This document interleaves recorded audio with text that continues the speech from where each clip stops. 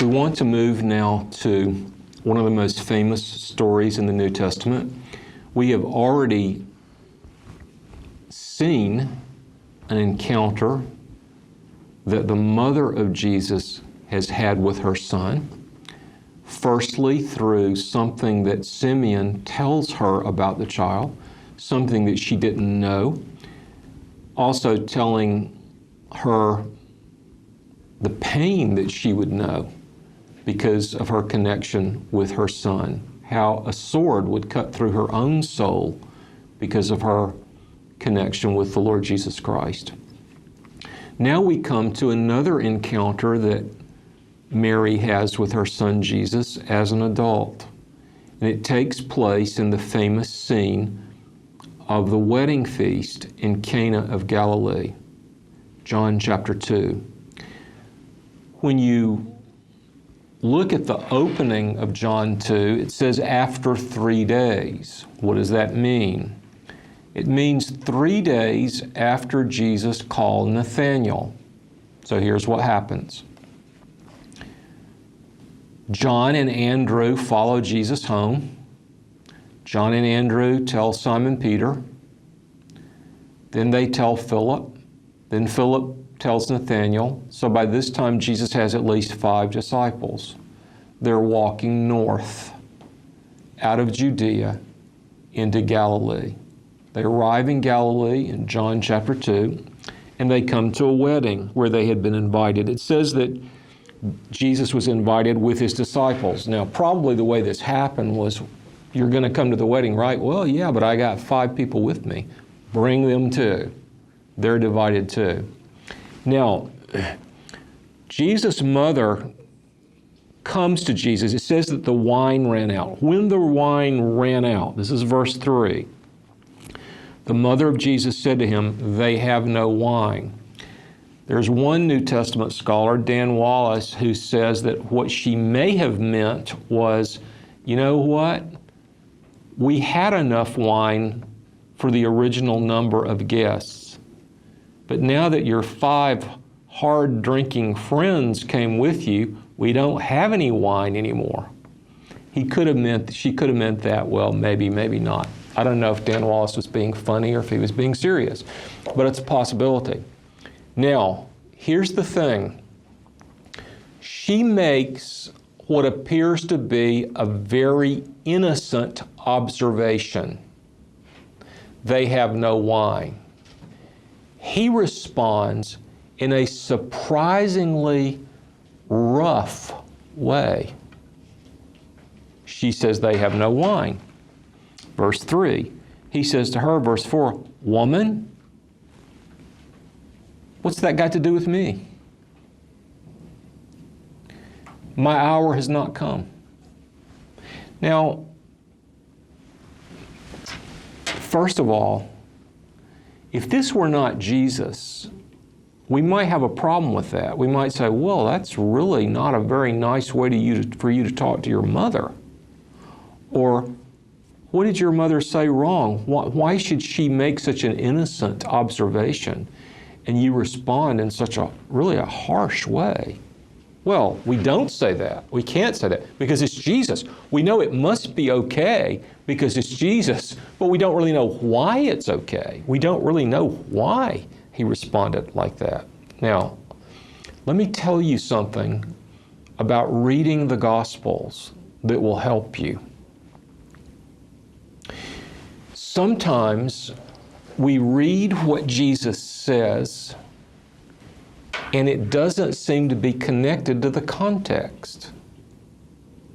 Somebody will say something or somebody will do something, and Jesus will say something in response that doesn't seem to have anything to do with the subject.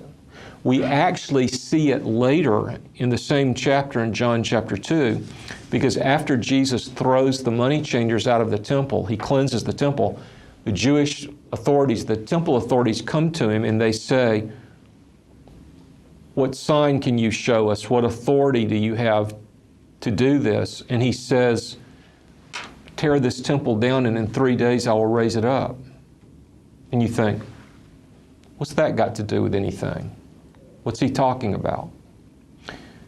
And his mother says to him, they have no wine. Jesus responds, what does that have to do with me? My time isn't come yet. How do we understand that response? How do we interpret that response? In just this way. We need to understand this. Jesus does not speak to words. Jesus speaks to thoughts. He only speaks to words if the words accurately and truly represent the thoughts. If the words are hiding the true thoughts, he will go right past the words and address the thoughts. Now, what she said was they have no wine. We can only hear a very innocent observation. Jesus hears something else because Jesus knows her thoughts, just like he knew Nathanael's thoughts. And her thoughts, judging from his response, were probably something like this. You know, your mother's not getting any younger. And you know, we've got everybody here together now. Don't you think it would be a good idea that you showed everybody what only you and I know? Don't you think that this would be a good place to begin? Don't you think that this is the right time for you to reveal your true identity, your calling, your purpose, your vocation, the reason you came? He responds, no, it's not time yet. What am I going to do with you? What does this have to do with me? It's not time yet. So we can only hear an innocent observation. He hears a request. Now, when we look at his response to her, when we read it, and it's pretty rough, we can only hear a no. I mean, doesn't that sound like a no to you? She says in verse 3, they have no wine. He says in verse 4, woman, what does this have to do with me? My hour has not yet come. That sounds to me like a no. You know what? She hears a yes. Because she runs to the servants and she said, look at verse 5. Whatever he tells you to do, do it. Now, do you know what verse 5 is?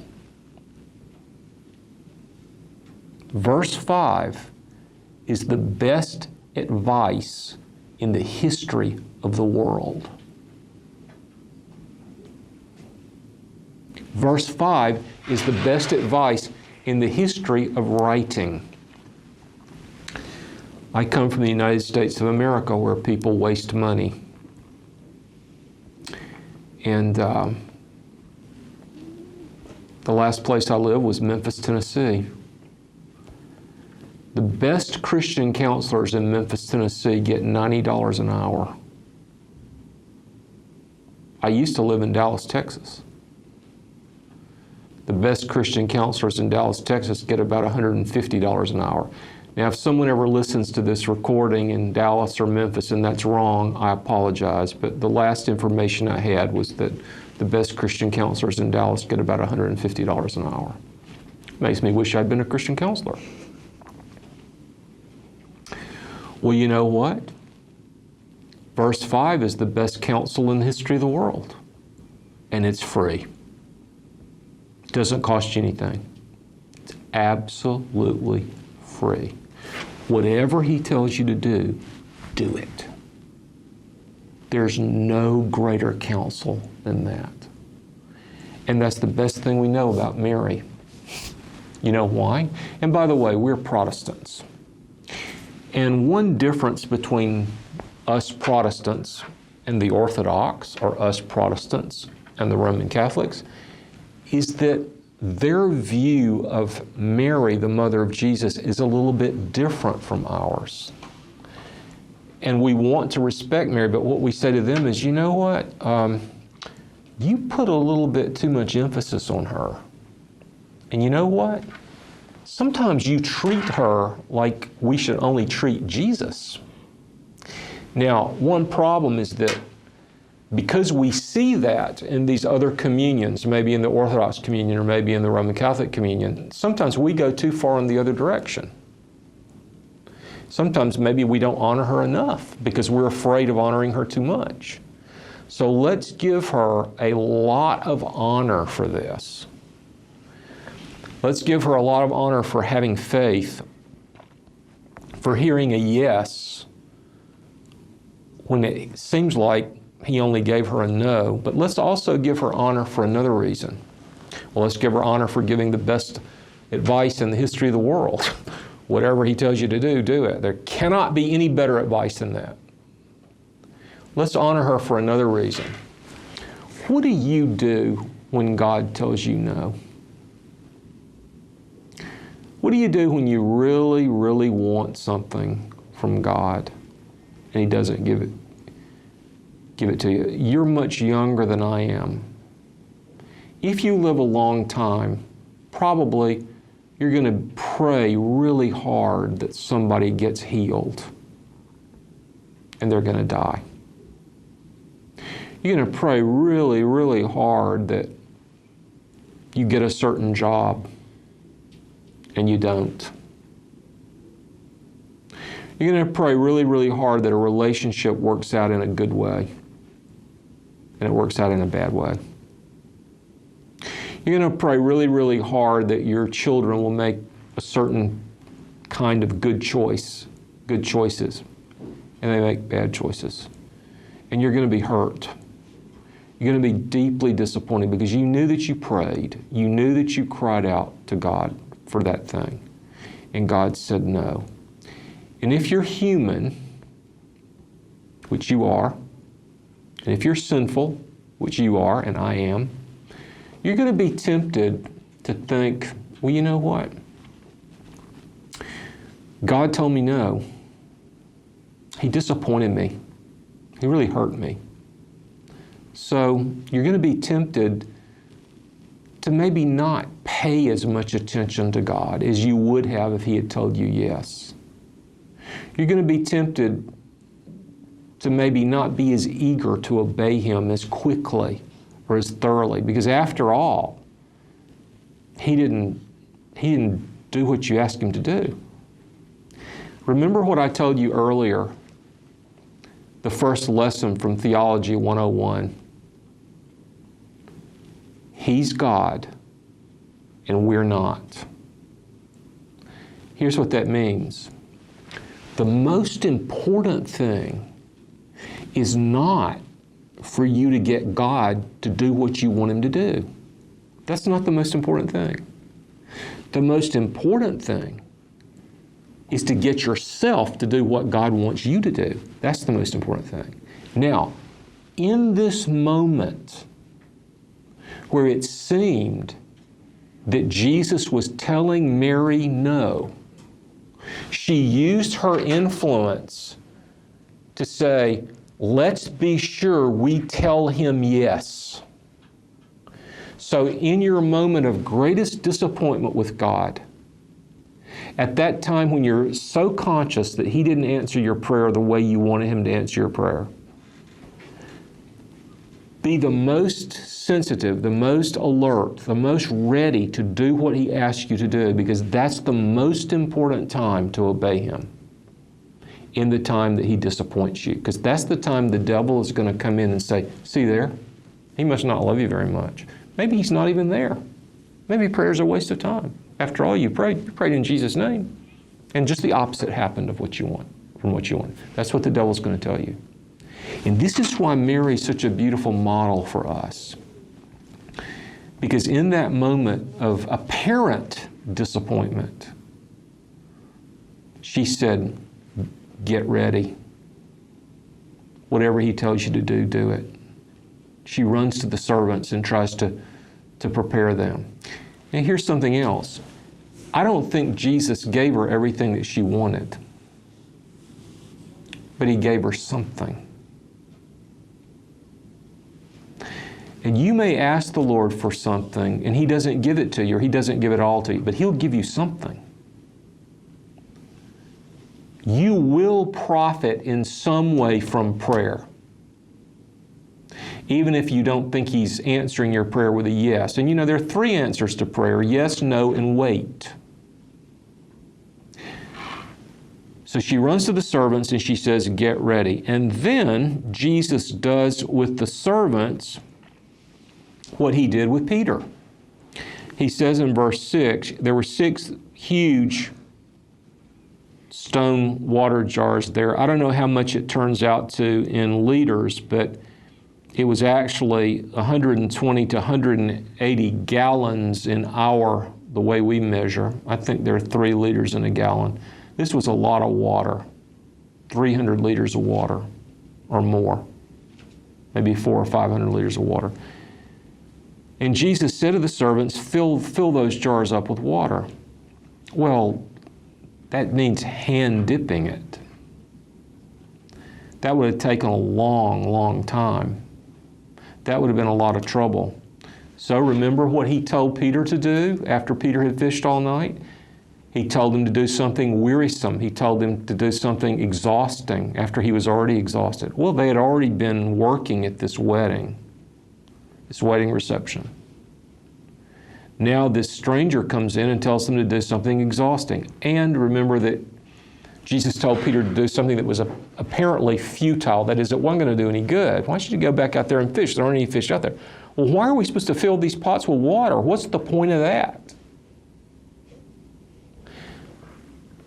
But they don't ask any questions, they just do it, because apparently Jesus' mother had some sort of official role at the wedding reception. Maybe the servants knew that they were supposed to listen to her, that she was in charge, or one of the ones in charge. So they filled them up to the very top. And then He said to them, now draw out what you've poured in and take it to the master of the feast. Verse 8.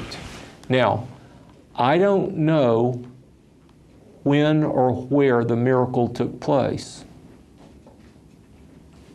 I don't know if it took place as they were pouring the water in. I don't know if it took place when they were pouring the water out.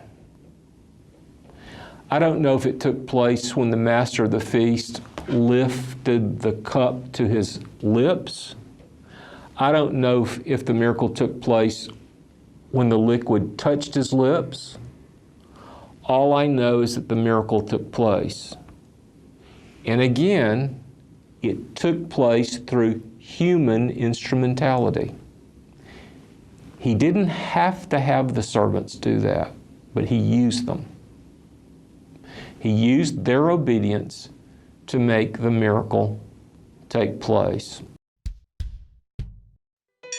We strive to serve the contemporary Christian community with a variety of Christian educational and evangelistic resources. To see TVS Seminary's database, please visit tvsseminary.com. Now there's more here that we need to talk about. Here's one thing that we need to talk about. I mentioned a moment ago one of the differences between ourselves and our Roman Catholic and our Orthodox friends. We are Protestant. What does that mean?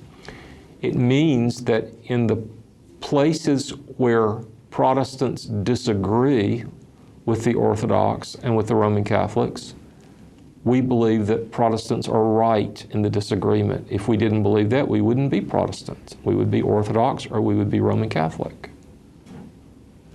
One of the places where we disagree is the role of Mary and the emphasis on Mary. Another place we disagree is on exactly what happens in the Lord's Supper. Because the Orthodox and the Roman Catholics believe that in a very literal and material way, the wine becomes the blood of Christ and the bread becomes the body of Christ. This is the miracle called transubstantiation.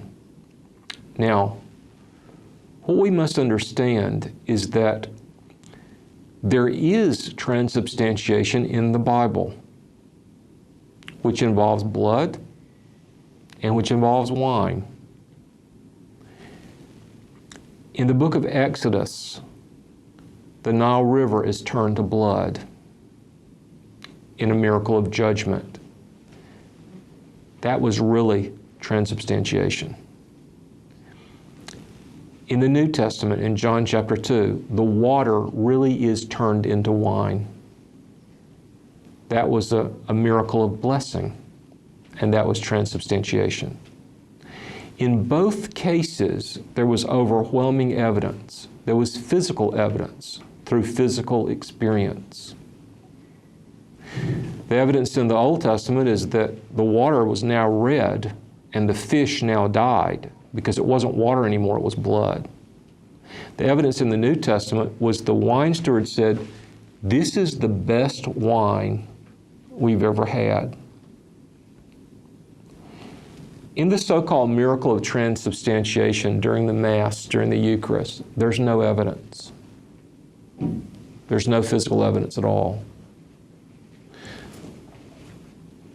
The church authorities just say the miracle has taken place, you need to believe it. The whole point of a miracle is evidence. That's the reason we're given a miracle, to show evidence that the claims are true. Okay? We want to be respectful, but we want to understand what a real miracle is, what happens during a miracle. So what does the master of the feast say? He says, you know what? This is counterintuitive. Remember, one of our themes is how counterintuitive Jesus is, because the way men normally behave is that they will serve the best wine first. You know why? Because after men have drunk a lot of wine, it doesn't matter how good the wine is.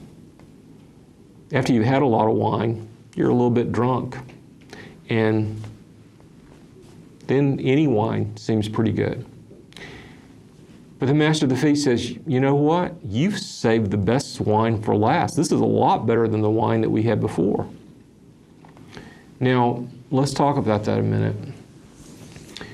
You know, when the devil advertises and tries to get us to sin, he only talks about the good things or the pleasant things, not the hard things.